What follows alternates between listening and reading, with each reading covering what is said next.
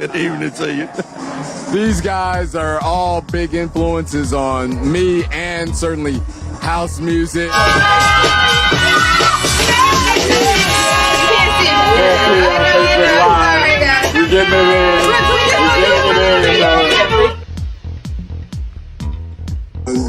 and certainly house music.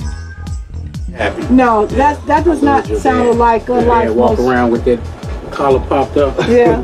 Hey, do this. Yeah. So let's go on that. I want to talk a little bit about each of your illustrious careers, because you guys have done a lot. All three of you have done amazing, have had amazing contributions to what we call house music. This is the Vintage House Show. And so part of what that is about is celebration and preservation. This is Lauren's framing, but the celebration and preservation of Chicago house legends and Chicago house music. And I think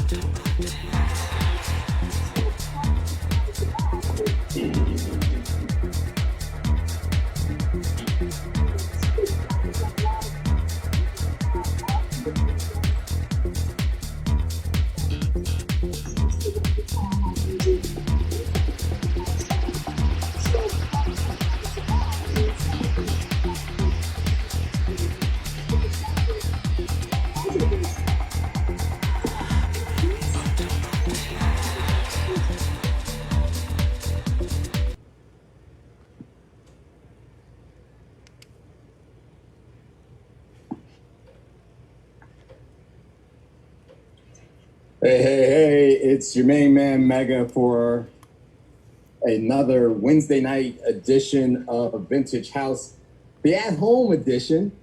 And I am honored to be joined tonight by special guest from the Wayback Machine, as we call it. But really, he's way back and he's very present with us.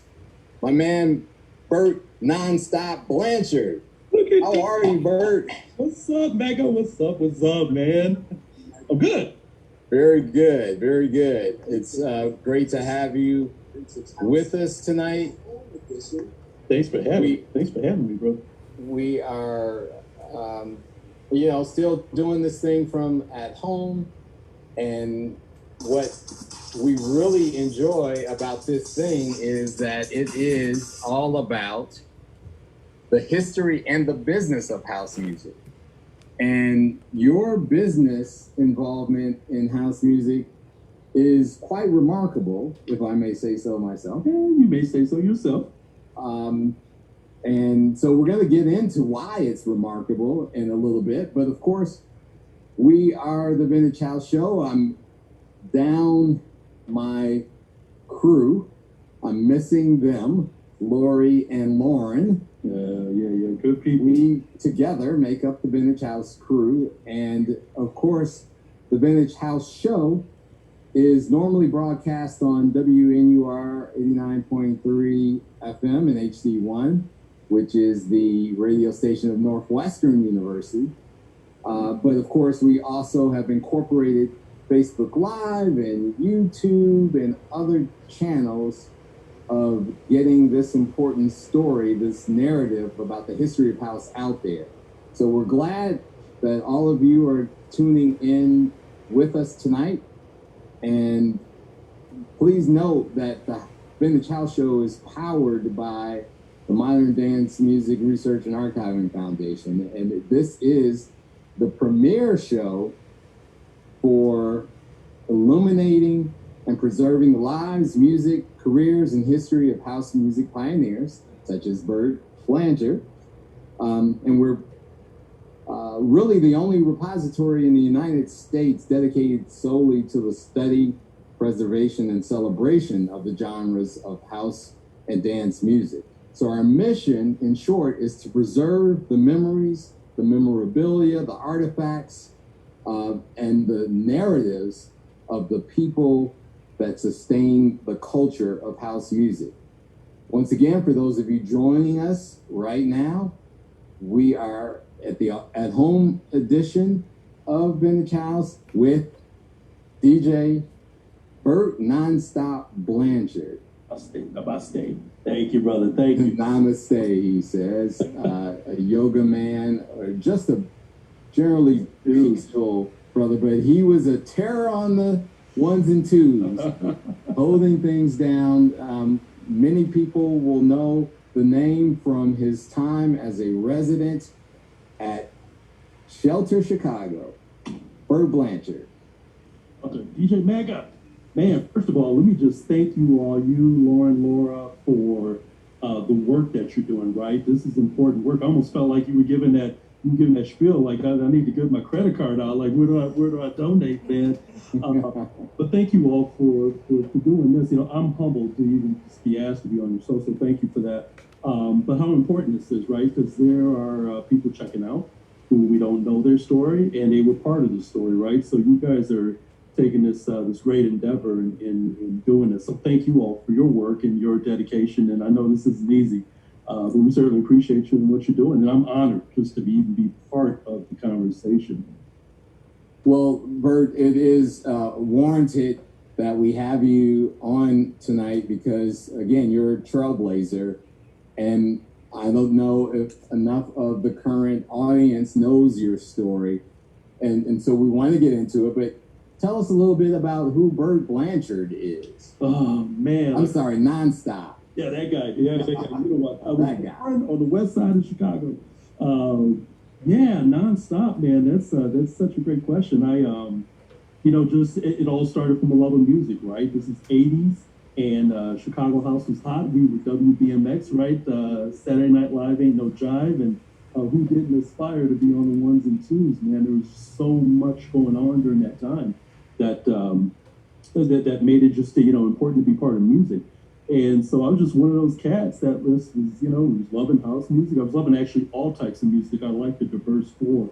And so we do a little bit of everything, man. We used to have what we used to call Miami music, the breakbeat stuff, playing all that Sapphire and all that stuff and mixing that in with house and, doing rap sets and all that stuff, just a diverse four, man, just so everybody got a little bit. But I'm just a guy that came up during that time, had my own mobile DJ company when I was in high school with my now brother-in-law, my play brother, Wayne Weddington. And in about 87, just decided like I wanted to do the solo album, right? It was like Paul Stanley from Kiss, I'm gonna do my solo album now. And so want to jump off the crew and, there were a ton of places to go, but, the thing at the time was like, hey, let's try to infiltrate the north side. And I did that. I did a DJ audition at this place called Esoteria that was straight up like, industrial, front 242, that type of music. And here's this, black cat coming in trying to play some house music on Lincoln, man. Did you just go to front 242? Man, you're going to make me go into my vinyl stash and grab that. Are going, you invited the brother. I couldn't, it was I don't know. And because of the diverse floor, it was important to me. I mean, certainly, playing the stuff that we came up on, Love All of Our Soul and that, but I was more interested in not only making sure I hit that stuff, stuff we came up with, throwing in, I don't know, disco nights from GQ or, Mainline, Black Ivory, playing all the stuff that we came up on, but then also wanting people to listen, taking them on a journey. That's what it was for me. And my heart for music was, I want to take you on this journey. Tonight, like I had people that would come, the regulars would come every week, and there were certain songs that would trigger where they knew, like I was getting ready to do my disco set, I was getting ready to do the rap set, so they would know, they'd jump on the floor, they'd hang out at the bar, just, be on the side or whatever, but they knew. But for me, it was important just because of my love for music and then just trying to take people on the journey. That's where it came from. So long story short, when I hit Esoteria, that really kicked it all off. Again, trying to do my solo thing and just trying to figure out what I could do. I didn't know that I could be a, nightclub DJ. I just knew that I had a passion for music. I wanted to share my heart for music, and take people on this journey. That's what it was for me. And where'd you go to high school? We always like to ask. Do you really? Yeah. I mean, we went to college. No, but I was a Lane Tech kid, man. And what's funny is I grew up near Taylor Street. So, and in fact, my wife is in the other room. We were right down the street from Whitney Young. Like I could have gone to Whitney Young. Man, I made it in, but I just wanted to get out of the neighborhood, which was a little bit crazy because Lane Tech was a 45-minute ride, train and bus from near Taylor Street. So Lane Tech. And so you ask why we ask that question, Yeah. and it's really important to some of the origin stories of house music because a lot of people debate there was this group that were a little bit older and they had formed club circuits, people who were of age to be able to go, but then there was this other group, right, of people at their respective high schools and the high school cliques that were also burgeoning around this music and the lifestyle. And so high school in Chicago and house history are very interconnected and intertwined. And what's interesting about the fact that you went to Lane Tech, I cannot recall too many other guests in the past that we've had that are alums of Lane Tech. So you're unique. Do you recall whether or not there were any other DJs that emerged from Lane Tech? Yeah, there were a few, man. You might know this guy. He's an artist out here. He owns his own label. We knew him as George Andros, but he goes by Georgie Porgy, right? Georgie Porgy, of course. That Georgie Porgy fame from 4 and 4, which was Rick Lenore, and Gary and Terry. That's just one. And there were a lot of other DJs that were kind of spinning in different circuits. The high school thing is kind of clear, right? Because you talk about house and high school origins. So thanks for explaining that. You think of Mendel. You think of like when we would go and hit on like Cathedral, on state in Chicago and stuff like that. Yeah, so those are a lot of the. So that makes sense. Yeah, Quigley South, yeah. Wrigley South, yeah. And that's the thing. Like a lot of stuff was south, but there was a lot of stuff that was penetrating north, which was interesting. Because Lane Tech is status in the Western, man. You couldn't get any closer to the Chicago Cubs if you wanted to. But it was just it was really just people having that love for music. So for any one high school, I would say for any one high school to say that they actually, I think we all contributed to it.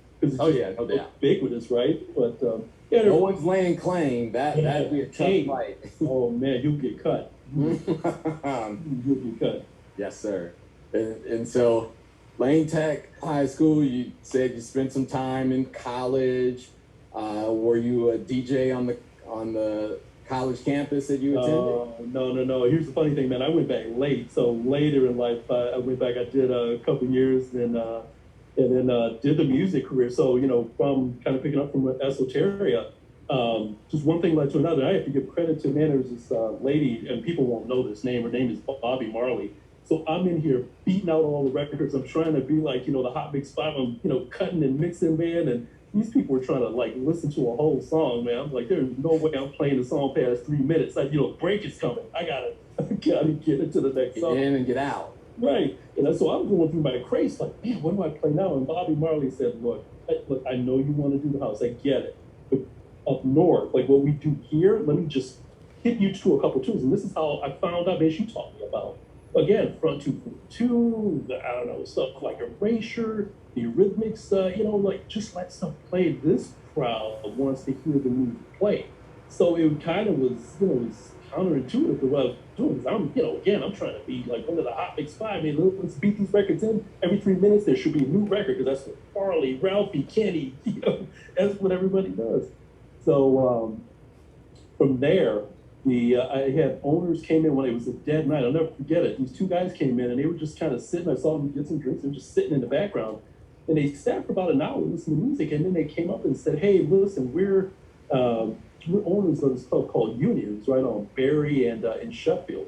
And we're getting ready to open up. We're looking for a DJ, blah, blah, blah. And so that led to them doing a Tuesday night, ladies night at Union. So I started making waves. Avalon was another stop that I had. The Bridge, the Union owners then owned the Bridge. And then came Shelter, which every DJ said, I don't know how far you want me to get into the story, how far you want to start getting there, but I still have, and I have to credit Michael Blatter. I can't forget that name. Michael Blatter, who was with Union doing marketing. He was part of that original opening team at Shelter. From the name concept to the old warehouse feel and loft feel for throwing a party in the spot and for giving me the opportunity to even be at Shelter. But every DJ in the city try for shelter. In fact, I think Gary Jackmaster Walls, his name is on this list. Luke over something I can name. Yes. Tons of like everybody tried out for the shelter. So I want to go back there, and we're going to go weave our way through this incredible journey of yours, because people talk a lot about residencies and the challenges of getting in, and so we're going to hit that. But you hit a nerve, if you will, that we debate and discuss often on Vintage House, and that's style of mixing as a DJ in any dance music genre, and certainly you also hit upon the fact that there are other genres of dance music which you've interwoven into your style. But going back to that point of hot mixing versus playing through the songs and moving the crowd in a continuous narrative that you were describing. Yeah. Hot mixing has sort of a bad legacy. Well, not necessarily a bad legacy. It's just not what people do anymore. Right. Why do you think that is? Yeah, I think honestly, I think it's attention. Like, think of our generation coming up. Like, we wanted to listen to stuff, but we were about, let's slam as many songs in that we can. You think about maybe our parents, like they, I remember just sitting with family. We would listen to a whole side of it. The Isley Brothers, so whoever it was, man, you listened to a whole album side. There was no cutting anything short. You might skip to the next line to get to the next song. Okay. Talking about reading the grooves for those who don't know what album. Right. So there's this thing called records, and they had grooves, but from the master, from the right recording, anyway, it's too deep. Go in and listen to the music, but for hot mixing, the heavy influence was really the Hot Mix 5. Man, it really came from those guys, and we all sort of aspired to that. Now, and there are cats who were doing it. Some people you mentioned earlier, Kev, before we got on, who were good at like playing songs out. But I think we've gotten away because it's an attention thing. I honestly think it's an attention thing right now. So, in fact, it was Georgia, I think, was telling me like 10,000 songs come out a week in any given genre. In what the music comes out now, it's just not the same. When we got a 12-inch back in the day, man, we were breaking new records, and then this thing would at least last a couple of months. When it was in the market. But now, man, they play a song a week and then they're off to the next one. I honestly think it's attention, because, and I'm not mad at it. It's just everything evolves, and technology has gotten so much better and faster. Lugging the 100-pound crate, though I still love wax. There's something about having a USB right now with like 500 of your songs, man, just plugging in. It's just miraculous, man. We were all buff from doing the crate lift. But I really think it comes down to attention. I think people don't have the attention span to sit and listen like they want to. They're ready to go to the next thing. And so I think that's the impact that it has on the craft.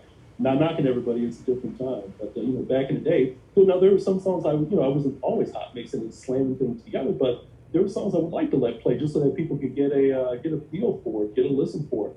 And when we get a little bit deeper, when I was with Billboard, there were some songs I actually had to play because I was breaking records before people heard them, right? So Billboard, being a Billboard reporter, Gary was part of this, and there's so many others. Johnny Fiasco, I think, was another one. Yes. John Curley, Terry Bristol, the Psycho Bishop, a lot of people. You're breaking records, so you had to let it play, right? Because people needed to get familiar, and then that got picked up, and then radio would pick it up. And clubs used to break the songs first, and then radio would get it. Where now it's just we've got so much going on, social media, YouTube channels, people breaking their own music, Bandcamp, stuff like that. So it's just a different time.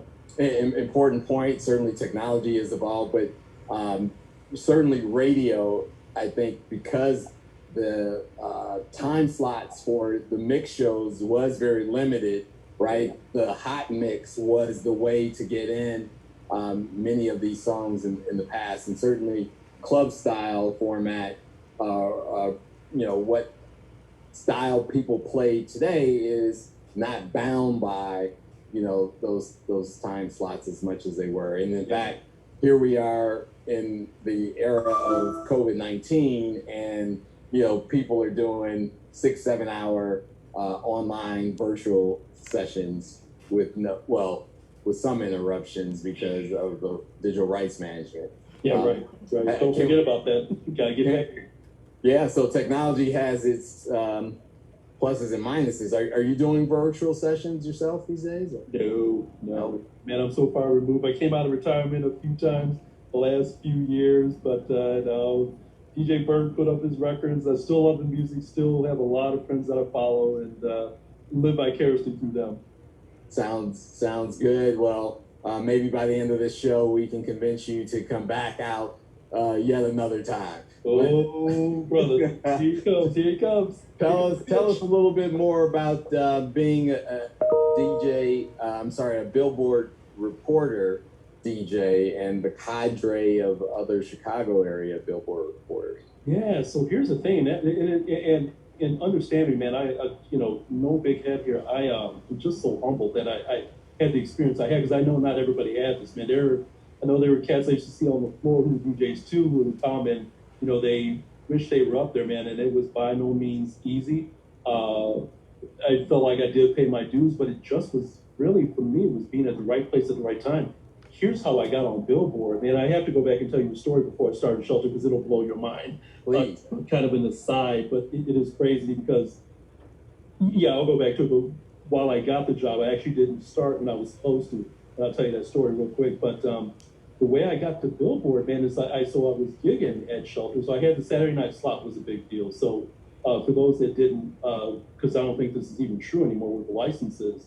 Well, no, nothing's open, but when clubs were open, bars were open, you had a couple of licenses. One was the 2 o'clock license, and then on Saturdays you could have a 5 o'clock license. So typically clubs were opening at 9 p.m. and you go till 5. So a lot of residencies that people wanted was the Saturday night shift, because you got that, it was extra money, one. You got to play more music too, and then Saturday night, that's when people were out too. I mean, people were out on Friday. Thursday night was more of a kind of a city feel. You'd get what we call the real people in. Saturday night brought out everybody. You were from the burbs, you were still from the city, and ran people who genres. I would do, I would call it radio stuff. I would do from like maybe 9 to 10, just kind of appease people, just because I wanted to do that. I like to see a dance floor. I don't like people not dancing and I'm playing music, right? It messes up your psyche. But anyway, I'm gigging at Shelter. I've got the Saturday night. All of a sudden, like during the week, I got a call from this guy. I can't believe I remember these names. Michael Paoletta, who at the time, this is 1990, man. Yeah, you remember? Right. I remember Mike. Yeah, Megan, you should tell your story, man. You were all in this, brothers. Like, you were all in this. But he gives me a call and he says, "Hey, I hear you're at like one of the hottest spots in the city. We're interested in having you on as a Billboard, reporter."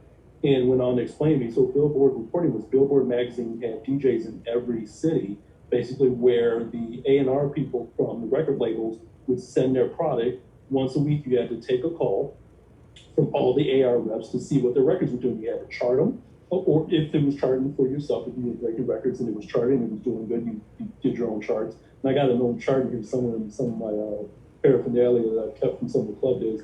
But and you'd have to take this call from the A&R people. So backtracking, Michael Paoletta calls us like, "Hey, man, this is an honor. How did you, find me?" I'm like one of a lot of DJs in the city. Trust me, a lot. Like, I'm at a hot spot, but there's others too, right? We're not the only ones. And he said, "Listen, Terry Bristol gave me a call." I'm like, and Terry and I were cool. It wasn't like we were, best friends. I knew Terry, I respected her. I loved her. She used to be at the Deuces and loved the way she used to spin. Kind of that's again getting a little bit of a different culture, stepping outside a house and understanding other genres of music and stuff that you could play. Helped mold me. And Terry just dropped my name. It's like, you need to talk to this guy. He's playing good music and he's at one of the hottest spots. You should probably bring him on. So that's how it started, man. She name dropped she never called me, never told me, and I had to call her back, and I think I sent her a thank you card or something. And that's how I became a Billboard DJ. Terry Bristol, shout out. Terry Bristol, man. I'm dropping that name, and while not African American, she acts like a sister. She's good, man. She really helped put me on the map at that time, and that's how I hit Billboard. Wow. Yeah. That was a distinct honor because the music that you got access to was incredible. Your ability to influence, what was hot and what was not was a significant responsibility that you had. And then I know you and Gary and others took it very seriously. And so you had the residency at the time that you got the Billboard spot. Talk about how you came to get that magic night at the shelter. I know there was usually some movement and fluidity around what night your residency was. So talk a little bit about that. Yeah, it just was a really interesting concept, man. So it was, Barry Patter, owner, Stan Madonna, and then, oh my God, I see his face. Rob Kleiner, that's the third one. And then the real estate guy, Rob. Yeah. You got him. And then I have to give a shout out to Michael Blatterman, because he's really the one that encouraged me to come. But listen, this was not easy. It literally was. This is what these guys did. When you got the call, and I swear I've still got a list. It's like a list of every DJ in the city that tried. There's got to be at least 35, 40 names on that list, man, with names and phone numbers. Martin Boogeyman Luna, that's another one, man. I'm just throwing names out. A bunch of people tried. Gary, I think, tried out for shelter too. But there was a list of people who, and what they did is when the club was kind of set and the equipment was in, this is a few weeks before opening, they had chairs on the dance floor, which I think held, I don't know, I think the dance floor on the main floor held maybe 400, 500 people, somewhere in there. The whole club as the whole space was upwards of 2,000 plus, something like that. Anyway, but the main dance floor, it could hold about 500. So they put chairs on the floor, the owners and Michael Blatter, and then they had DJs run a set. I think we had to do either a 10 or 15 minute set. And, there we were, you just had to spin. So I literally had to audition like everybody else, man. It wasn't like, there used to be this thing called, for the audience that doesn't know, we used to have these things called cassettes. We used to record our onto, because it was a magnetic tape, there you go. Oh, see, 60 minute or 120 minutes. Right. Let's go 120, because hot mix fine. And so at any rate, we had to audition live. It wasn't even submit a cassette, you had a demo tape. You had to audition live. So I went on, this is funny, right after Mark Farina, who I didn't know. I heard of him, but I didn't know Mark Farina. And so I went on after him, but I kind of liked the set. I was like, man, this guy's got a good ear. And, played Johnny Fiasco was another one. Johnny is, man, go back and did some music with him back in the day. He went on to do great things. But after everybody, I guess, did an audition, they decided who they wanted on what night. So the original, if I remember this right, I think the original was Thursday nights went to Mark Farina.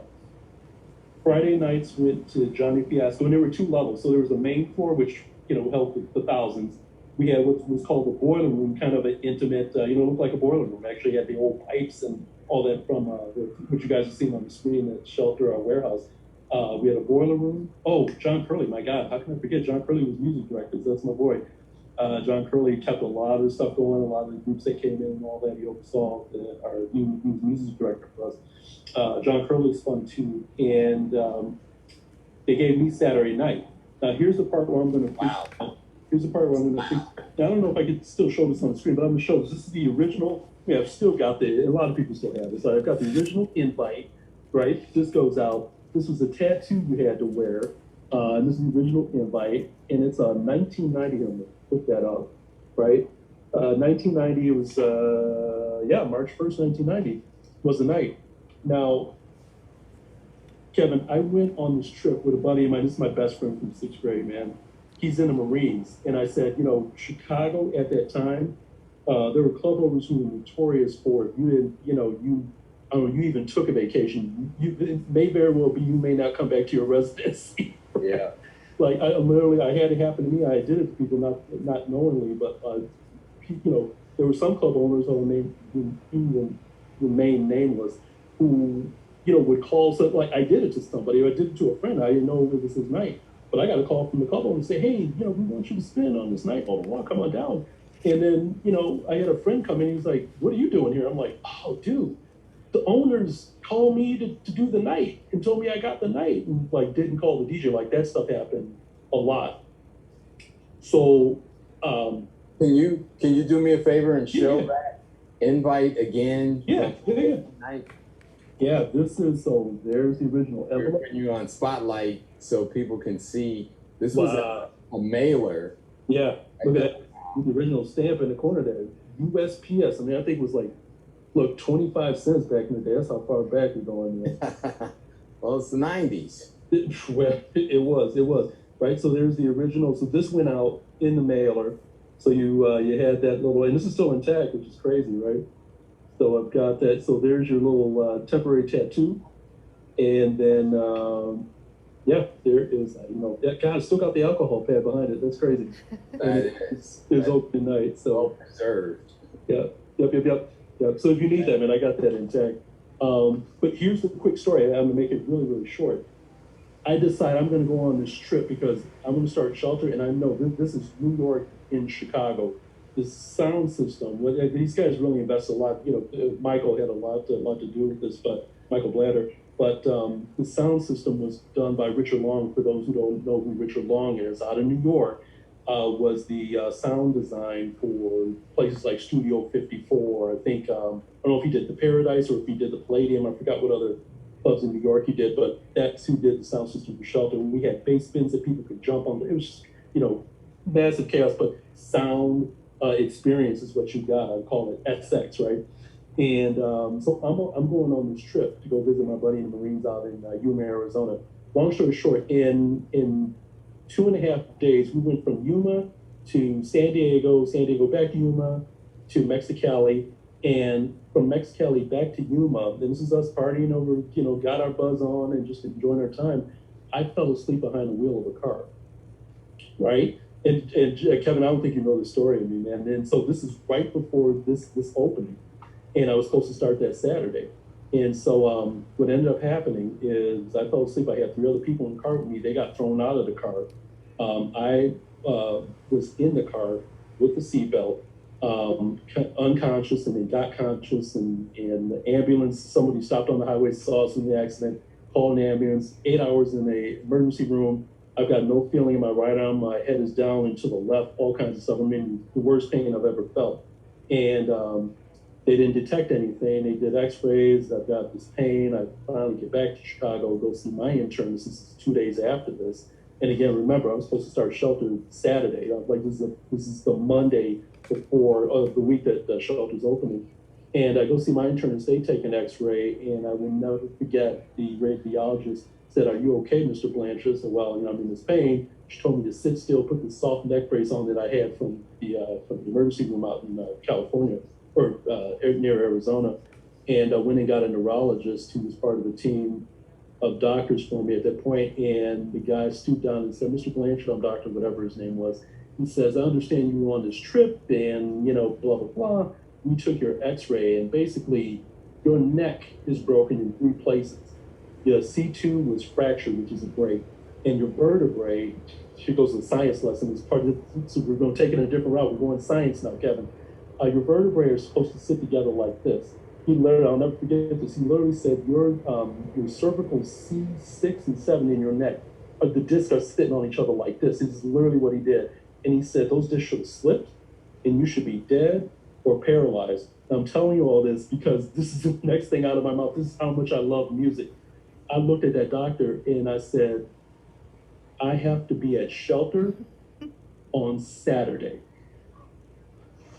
That neurologist looked at me and said, "I don't know what this Shelter is, but you will not be there on Saturday. Here's the game plan." And so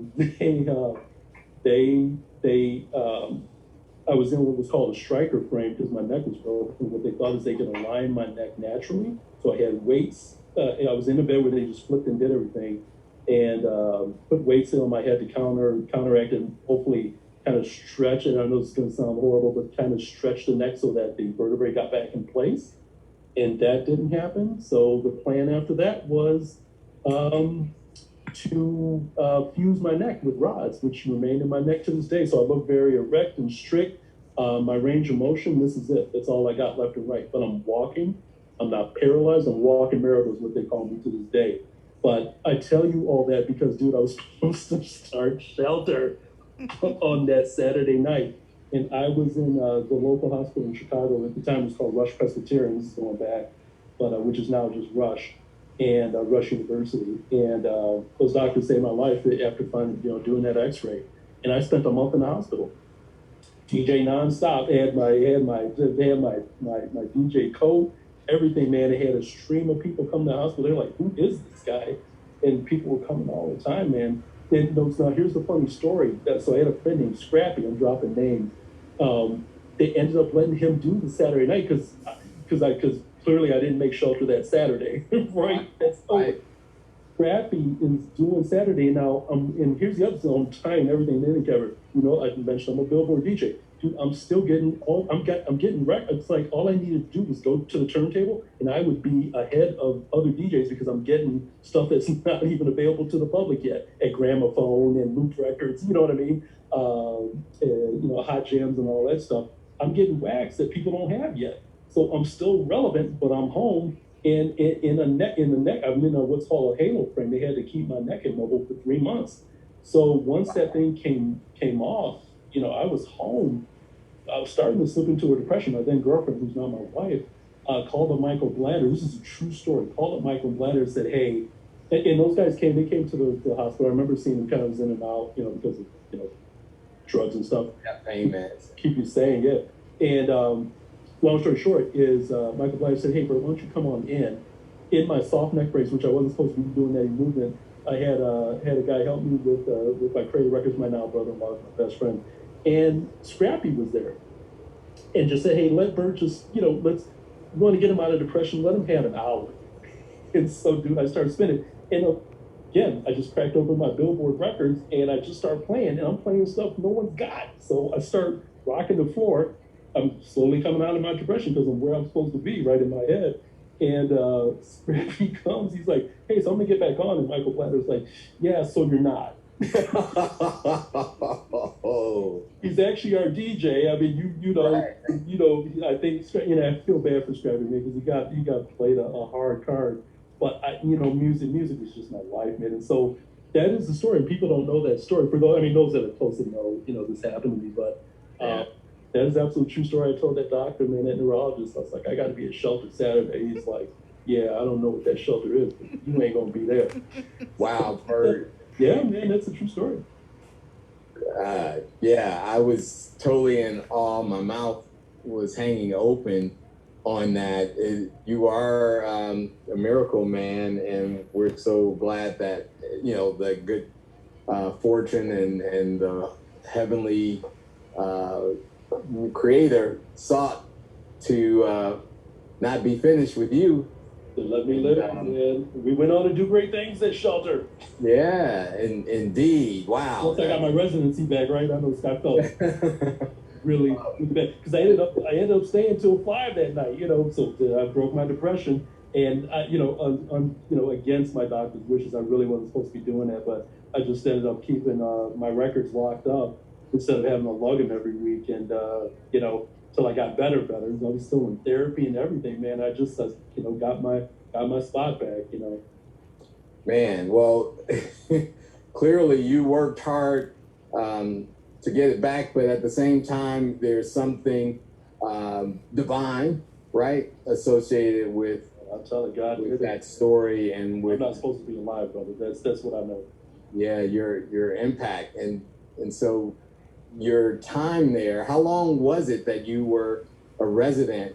And I skipped a step because I'm sure pretty much everyone in our audience knows what a residency is, but just can you describe that a little bit and how long you were a resident at shelter? Yeah, that's actually, it's a really good point because I don't even know if people have residencies anymore. I'm sure they do. But yeah, when you have a residency, you are the DJ for that night or for those nights at a spot. Like that is the club's affording you this night.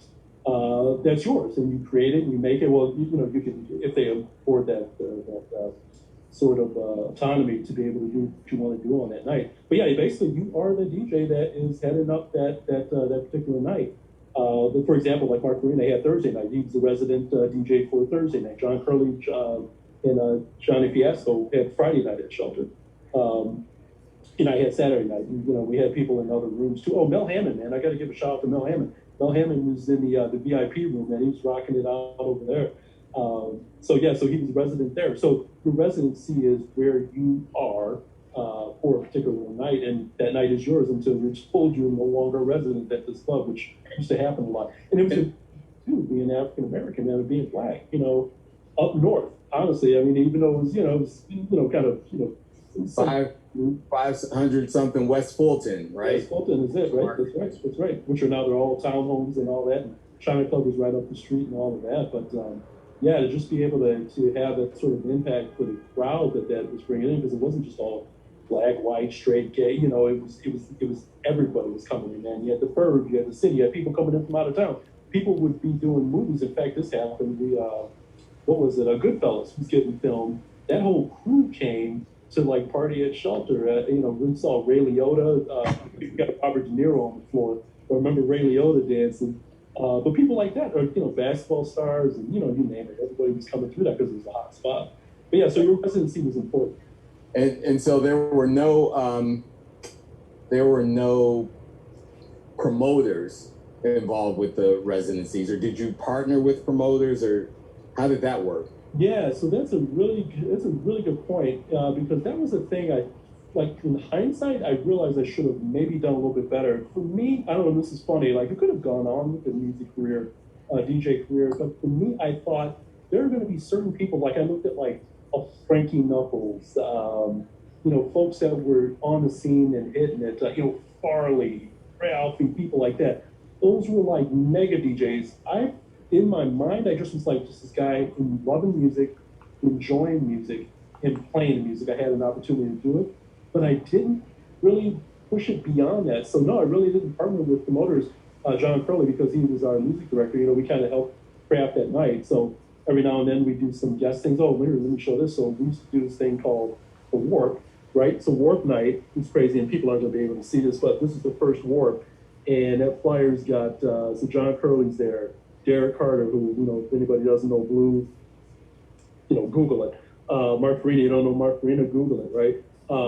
That was the first Warp Night. That was just a crazy night, and it was just music beyond where we'd be, and it was part of the residency night when we do it on Saturday nights. Warp didn't make sense on Thursday night or Friday night. It made sense on Saturday because that was the wildest, craziest, and the longest hours that we could have. So we just went the whole time. So your residency is important too, right? Because you got a ton of time to do a lot of things. And the things that are happening now, like you'll see a lot of promoters who are bringing in, either, oh my God, look at these pictures, that's crazy. Holy God. Here's Frankie Knuckles. Yeah, oh my God. Is that Jamie Principle? Jamie Principle on the right. Jesus, I remember that night, actually. Michael Jordan in the middle there. Yeah. Oh my God, you guys are good. Holy God. We can dig this stuff up from. It's crazy. We are Vintage House. Sure, y'all went into some places, some of these cribs. So connecting the promoters are really to do it. In fact, there were promoters that were working through John Curley, so they would come in, start. So later on in my life, but later on in the career, it kind of started seeing more promotions happen. But I think I went through 03, so I spun from 90 to 93 is when I held that residency. And then here's an interesting thing, like people don't know the story, but I was, so there were a couple things were happening. So like I went in for a race, because I'm like, look, we're bringing in a lot of people, as did every night, but we're bringing a lot. Lines were out the door on Saturday, right? I'm not saying that was the only reason why, but we created like this experience. So I'm like, I want to raise one. And then I was starting to get called from, I mentioned I was with Billboard, like people were coming in town from New York, California, labels, Warner Brothers, Elektra, you name it. I'm getting waxed. And they're like, hey, they turned us away at the door. And I was putting people's names on the list. So like, why are you turning people away?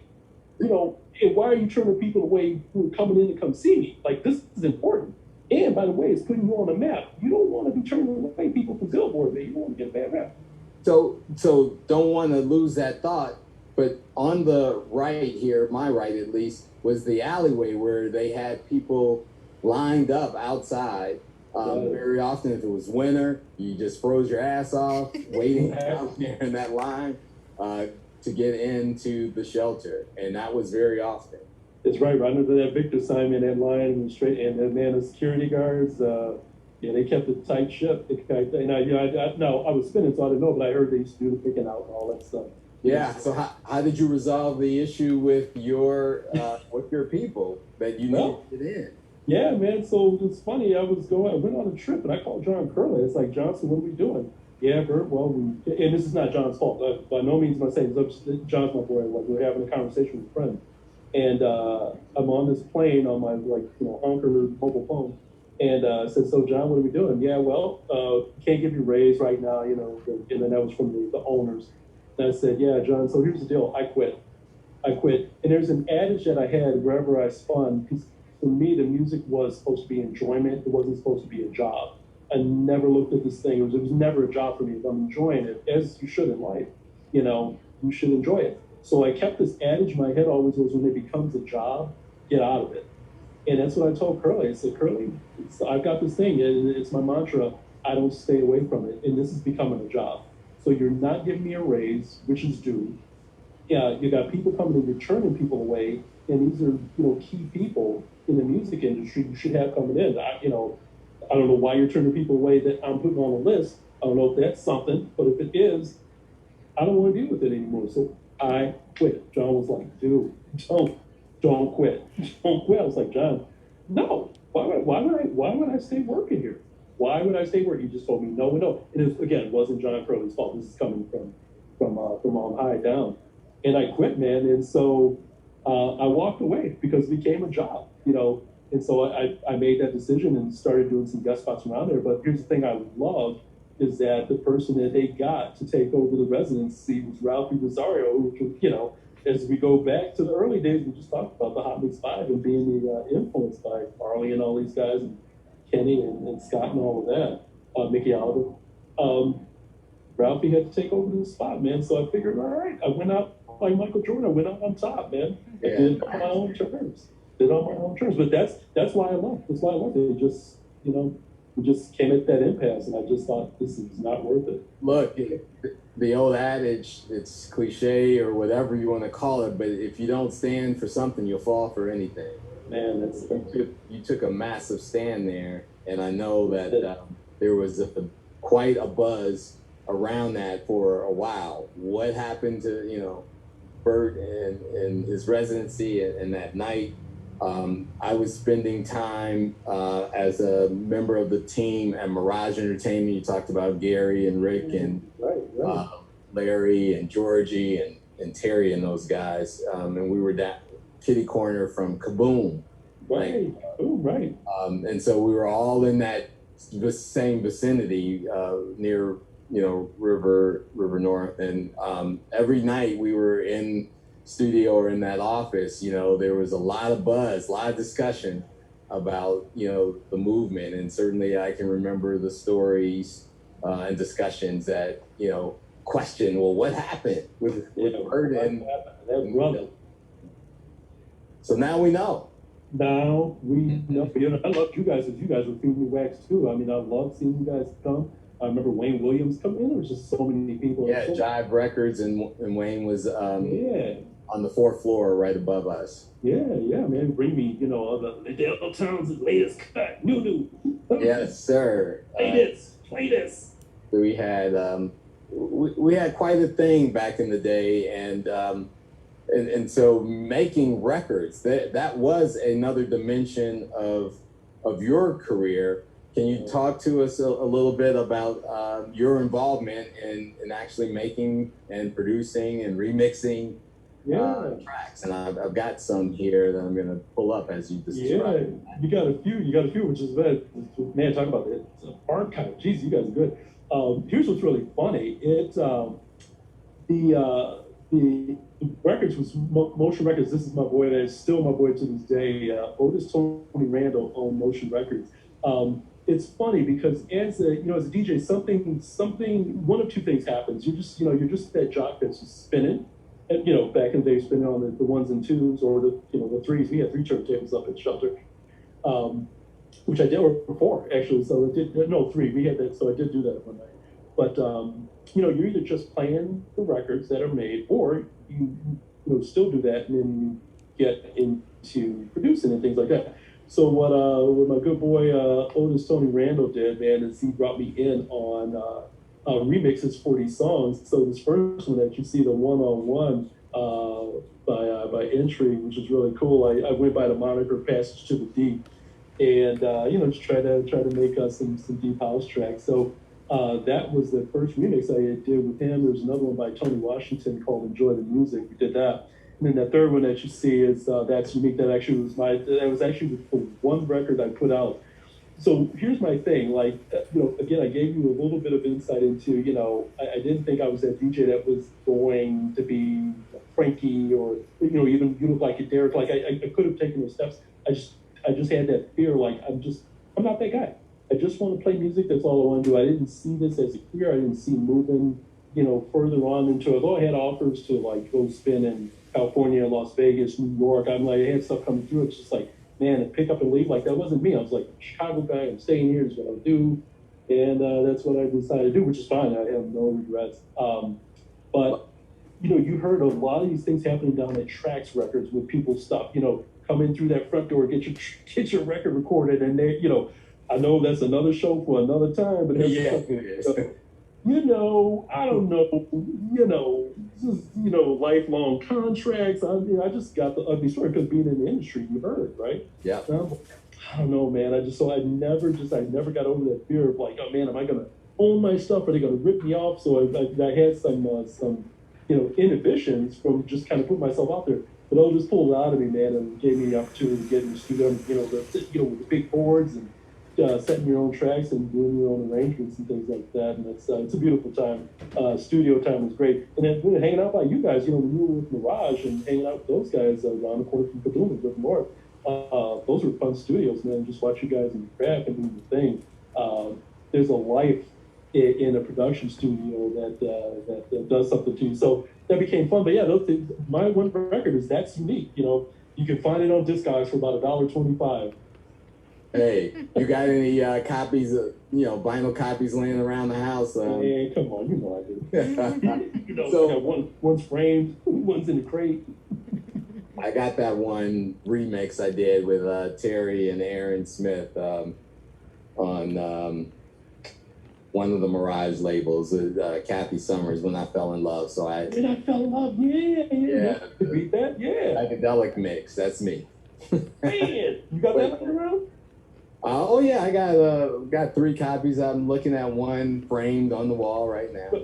See, but my thing was, I DJ as well, and I want to tell a story about how you and I connected. In fact, but I got into house music first as a fan, dance and disco music, and evolved into house. But I saw this gap that existed in telling the narratives about the creators of the music as well as the performers, the DJs and the artists, and realized that they were missing someone to pitch their stories. And so I became the first house publicist. So when you were talking about the writing that I did, it was in that context of creating bios and press releases and picking up the phone to the Larry Flicks and Michael Paolettas and all those guys to tell them that they were missing out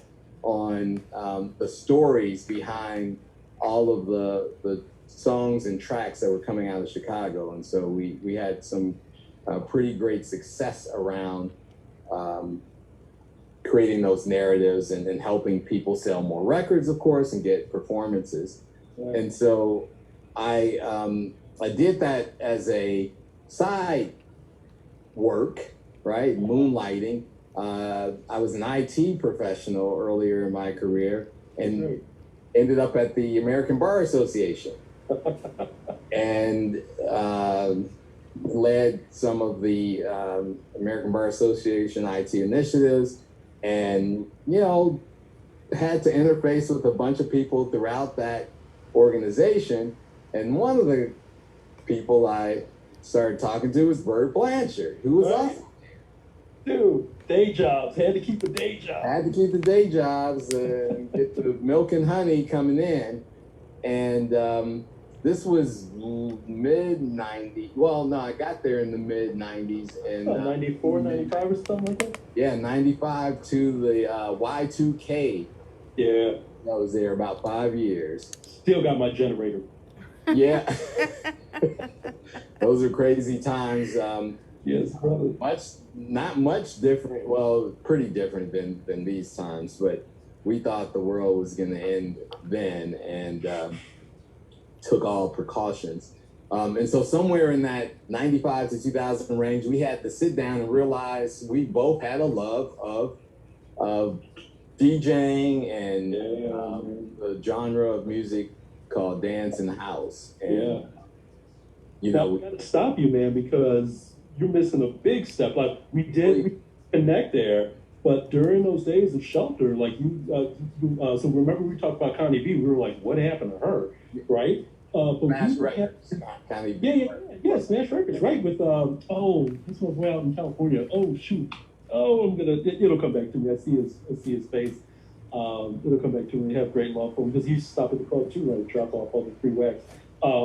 But we were having these DJ meetings, right? We were starting. The coalition. The coalition, right? We were Chicago Coalition. DJ Union. We were going to tell the club owners we're going to have a scale. This is going to be it. We were like rebels. We were rebels, and then people started losing their jobs, and they found out these Negroes better talk about union.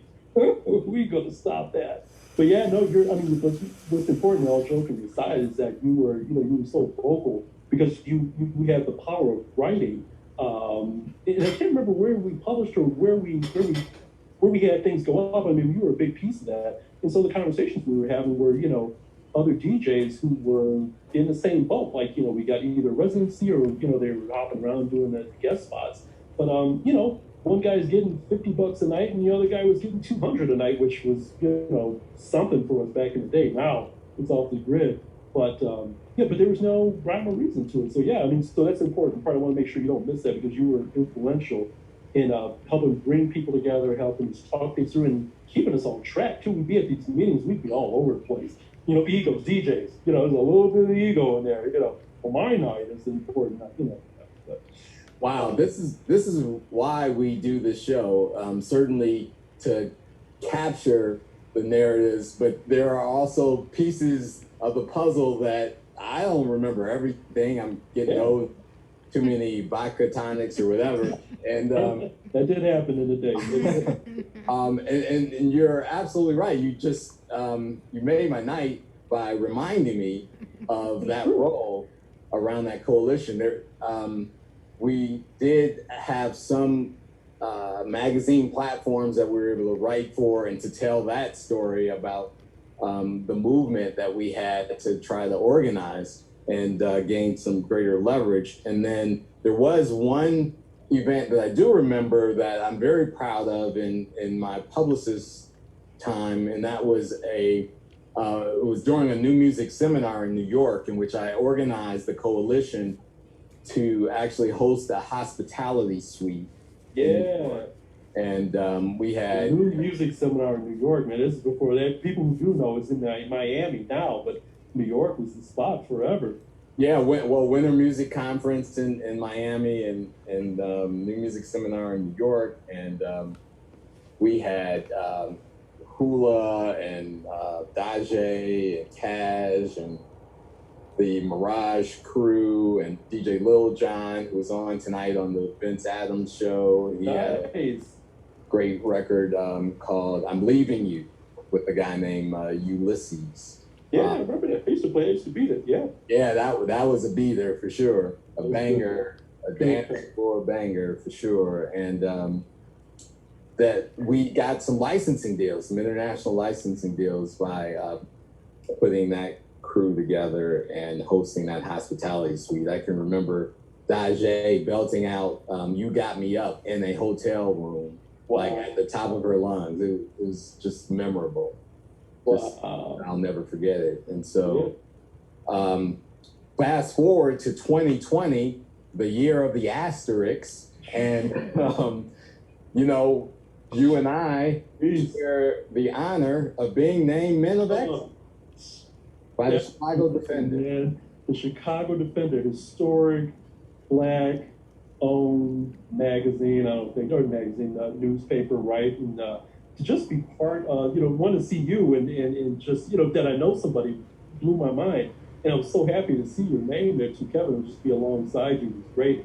As these other 50 men that we're honored with this year, and you're right, this is the asterisk, right? So we were talking a little bit earlier before we came on, this thing started with, we're going to have this night at the Hyatt and, tables and sponsors and all that, to we had to pick up our stuff from the game room. They pulled together what they could, man. They just, we were in a private room at the vault, so it's all good. Shout out to Diana Lewis, yeah, Chicago Defender and Real Times media team for putting together a part one of 3 parts. Of 3 parts, right? I mean, we get 3 deals out of this, right? But God bless their heart to just try to do something, man. And it's important, just like you all doing this show. It's important to hear the frames of reference from different people. I've got this one piece of the history in music. I'm just one guy among so many great people. And women DJs too, right? There's so many, I got to throw this out, right? It was a male-dominated DJ set, except for like Terry and Lady D, I know out on the South Side and things like that. And our co-host, Lori Branch. Lori, oh my God. Shoot me. I'm so sorry, Lori. It's important to capture that. But yeah, so anyway, the MOE 2020, here we are, just like, who am I? Who is this guy who gets this, man? And what it is just people recognizing it and just validating that, you care enough, you did enough, and we just want to honor that. And that's, a little bit ties into the show that you're doing, Kevin, and with, Laura and Lauren and Lori. It's just something that's on the continuum. It's just another part of your story that we just continue to do. And all you can do is the best you that you can do. That's my mantra now, man. I just want to do the best me that I can do.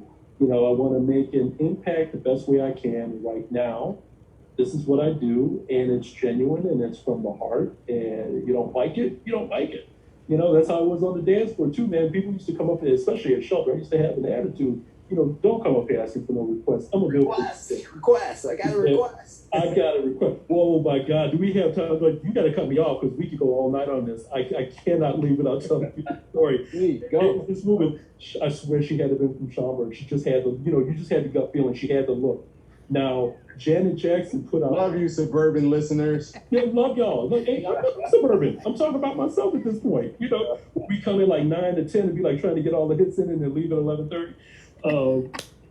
And so she comes, she is dressed, blue-eyed, blonde-haired. She came dressed like Janet Jackson. She's got the black hat, the black cat suit, black, stretch pants. And at Shelter, for people who don't know, there was it was an old warehouse. So we had in the catacombs, not the catacombs, but there was this ladder going up to the DJ booth, which a lot of people will remember. You had to climb up in order to get to DJ. So she climbed herself up. And she literally, I'm thinking, okay, here we go with the request. But let me listen, because I wasn't, trying not to be a nice guy. And she bent my ear and said, why are you playing all this black music? What? And I was in my disco set. Like, that was one of my triggers. I actually think I just put on disco nights. I'm getting ready to do my disco set. I think I was getting, who knows what I was going to play. It was going to be my disco set. I'm going a half an hour disco. And I looked at her and said, no, you didn't. You want to be Janet Jackson? And she goes, you need to play something we can dance to. I said, you know what? You are absolutely in the wrong club. You need to take yourself back down them stairs. You should actually leave. This is not the place for you. You got the wrong one today. I'm playing what I play. Look at that dance floor. And don't even get me started on the black. Now I ripped her a new one.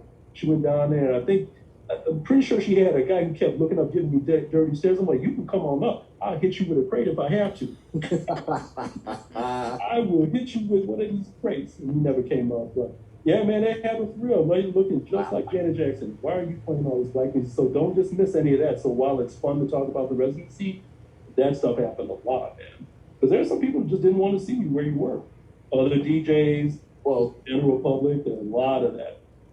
Certainly not diminishing any of those issues, but this is why we find ourselves again in the year of the asterisks, where once again we're having to,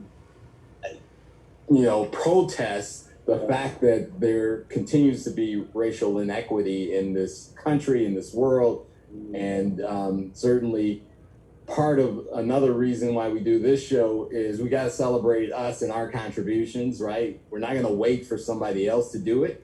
We're going to tell our own story and tell it well with excellence, because it is all about the excellence of those who have contributed, those who enjoy, are fans of the genre, the lifestyle, the music, and, we love ourselves, right? And so we got to love on ourselves, and, we don't limit who's on the show, but we certainly, in each case, talk about its origins, around the Black, the gay, the young high school crew, as we talked about earlier. Yeah. These were, the people who contributed to the origins of this genre that we love so much, and why we do the show. Man, Kev, well said, well said. And it's taking all those component parts. Everybody has a frame of reference from which they come. This is mine. You just shared yours. Lori earlier. Lauren shared, some stories, right? We all have these component parts that make up the whole. Like, it's all part of the story. At the basis, it's a story, and you're putting it all together. And that's why I give you guys kudos for doing that. But I'm sure Miss wannabe Janet Jackson probably got her own story she told after that. She was like, back down the stairs. She better know that she won't try that again, or had not tried it again. I guess they call those Karens and oh yeah, that's the current Karen. Yeah, you're right. And so we come to a conclusion, but not the end of the house story. And because this version of Vintage House is sometimes called the Philosophical Grooves Edition, we like to ask a philosophical question of our guests. Lordy. You, Bert, have certainly a powerful story that, when we work together, I assumed that maybe there had been an accident or something, but I didn't know the details until you shared that now, because, you were, regardless, you've been and will always be Bert Nonstop Blanchard. Yeah. And so I appreciate you sharing that. And our super duper producer, Lauren, says she thinks this is quite possibly in our top shows ever of the Vintage House. She say that to all the DJs. She back there. I know. Does not say that for every show. We certainly enjoy every show and each of our guests each week. So we're here every Wednesday night, 9 p.m. Central. The Vintage House Show at Home edition is what you've been tuned into since March. We're hoping to be back on air on 89.3 FM and HD1 in the future. But before then, we want to know Bert's philosophical perspective. If you were to define the meaning of miracle, what would that definition be? And there is no right or wrong answer, right? It is your perspective, and you can tie it into house or life, however you want to respond. Well, that's one of those questions, man. And that was a question I asked myself back then. Put this in context with, as I told you about the broken neck, Christopher Reeves, who was Superman. Yeah. That guy had the same exact breaks. He had the same. I'll never forget this. He had the same exact breaks I did, and that guy ended up paraplegic and eventually died from all of that. So I pondered that since that time, because I remember that, and it messed my head up. And I actually asked God, I'm not ashamed of the gospel, man. This is where I'm at because I know what happened to me is not normal. It's nothing short of a miracle. And these are out of doctors' mouths. You are a walking miracle. You fell between the line of death and paralysis. In fact, that neurologist, I didn't tell you, he actually said verbatim, he said, how the hell did you get here? How did you get here? And I actually walked to the hospital from my house. I looked up the... How did the people in Arizona let you... Oh, dude, that's we go offline. I'll tell you that story. Because, yeah. All of a sudden, let me tell you this: the X-rays got lost. Let me tell you that. But to answer your question, so miracle to me is, I'm living it. But what it is something that's happened to you that is beyond your comprehension. That actually is you living it, and that is me. The thing that they marked me with at the time, they said, that's what that doctor said. He said, how the hell did you get here?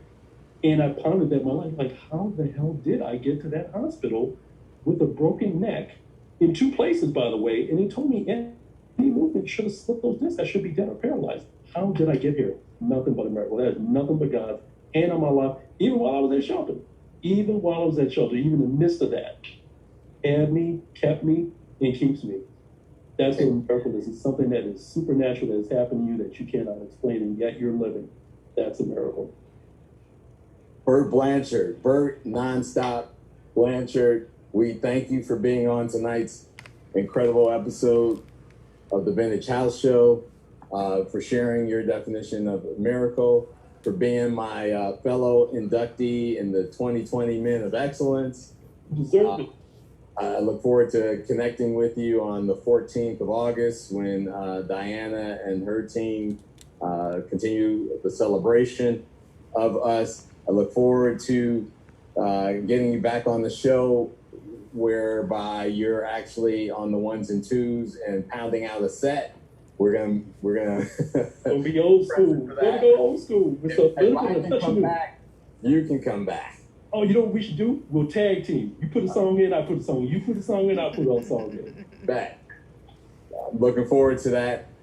Thank you. Please tell all your friends and family to tune in Wednesday nights, 9 p.m. for the Vintage House Show here on the Vintage House Facebook page, on Mega Presents Philosophical Brews, on Lori Branch's page. We are the Vintage House crew. And we appreciate everyone who tuned in tonight, and will be available with this episode on the VintageHouseShow.com podcast soon. Thanks, Bert. Thank you. Well, and be safe. All right. Have a good one. Take us out, Lauren.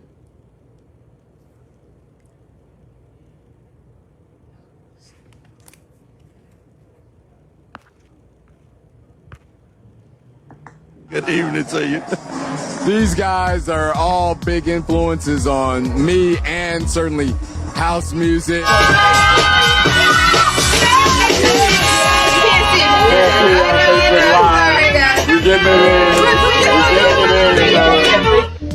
Thank you all. That was such a fun time. Kevin, you're good, man.